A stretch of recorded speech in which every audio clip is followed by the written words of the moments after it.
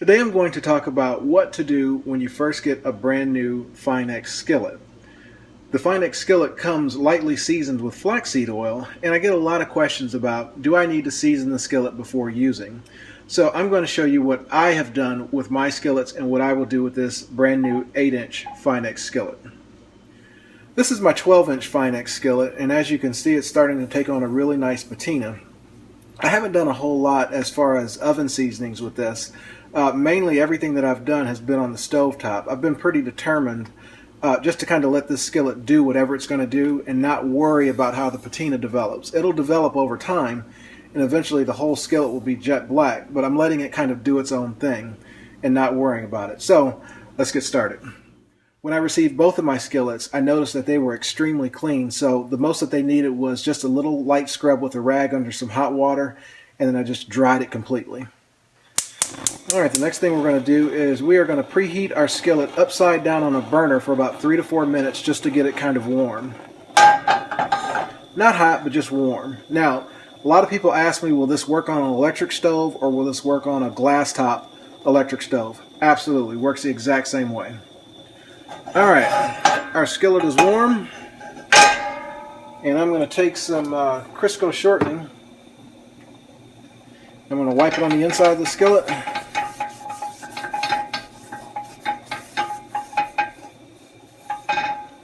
And once I do that, I'm going to wipe it all off. And when I say wipe it all off, I mean wipe it all off. Okay?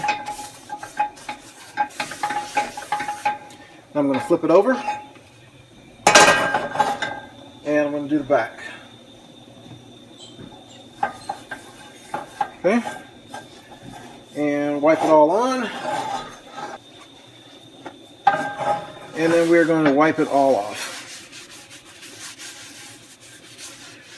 Now while we're doing this side, that other side's getting kind of hot.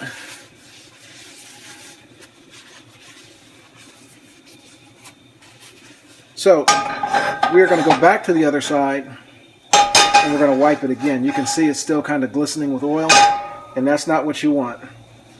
You want the skillet to almost look totally dry. There's still a fine layer on there. So we're going to wipe it all off.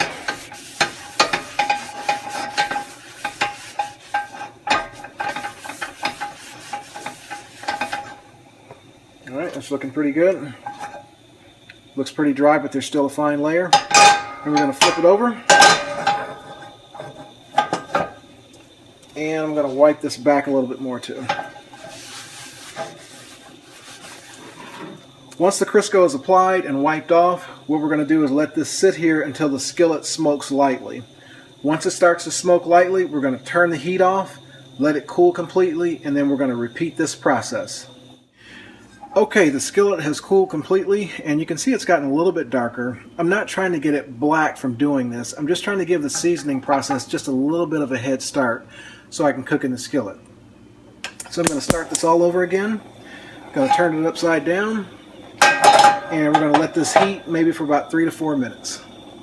Alright, skillet has been heating for about 3 to 4 minutes. It's hot enough, doesn't need to be blazing hot. Just hot enough to melt the Crisco.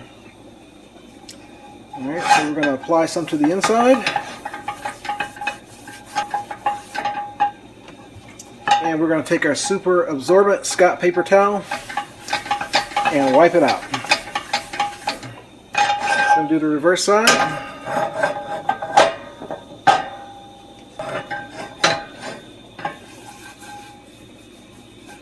And I'm being really careful not to get any of this oil on the handle.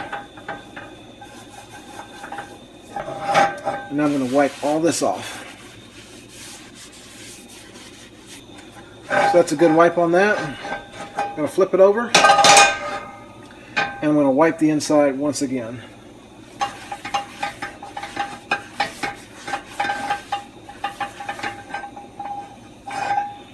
Alright, you can see that's good and dry. Still a fine layer on there, but it's good and dry. Now we're going to take this, flip it over, and we will let this sit there until it smokes lightly. Okay, the skillet is starting to smoke lightly. You might be asking, why do I do this with the skillet upside down instead of right side up?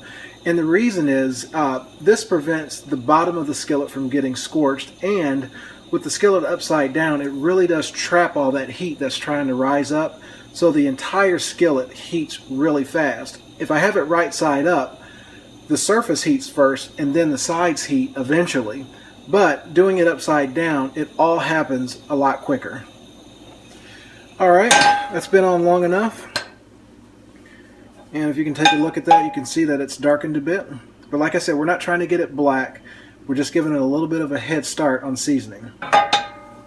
When you open your skillet, the first thing that you'll notice is that it has exceptional weight.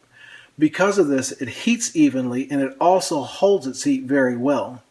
Now, I tend to think that this skillet cooks a lot hotter than my other skillets, so I've had to learn to lower my heat a little bit when I cook with this skillet. The other thing I wanted to point out about the Finex skillet is something about the handle. Now, this handle is not designed to be heat resistant, but it does stay cool for a long time while cooking. I find that I can cook most dishes all the way through without using any type of protection on the handle whatsoever. But what I want you to be aware of is that this brass hanging cap is connected directly to the skillet, and heat gets transmitted all the way up this stem to this hanging cap. So the hanging cap gets hot faster than the actual handle. So one good rule of thumb is to always use some type of protection on the handle so you don't burn yourself on the hanging cap. No sticking. Look at that. Seasoned twice on the stovetop. No sticking.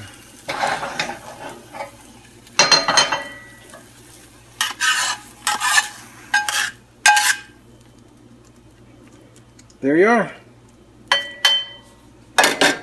Okay, this skillet has been cleaned and dried. My method of cleaning a skillet is pretty simple. I use two basic things. I use the Scotch-Brite non-scratch scouring pads, and I also use these Lodge pan scrapers. They're the only two things that I've ever needed to clean a skillet, no matter how bad the skillet is. Every time I cook in a skillet, after it's cleaned, I follow a simple maintenance routine. What I'll do is I'll preheat this skillet for about 3 to 4 minutes over high heat. And then once it heats up, I'll apply a little bit of Crisco inside and out, wipe it all off, and then let it smoke lightly.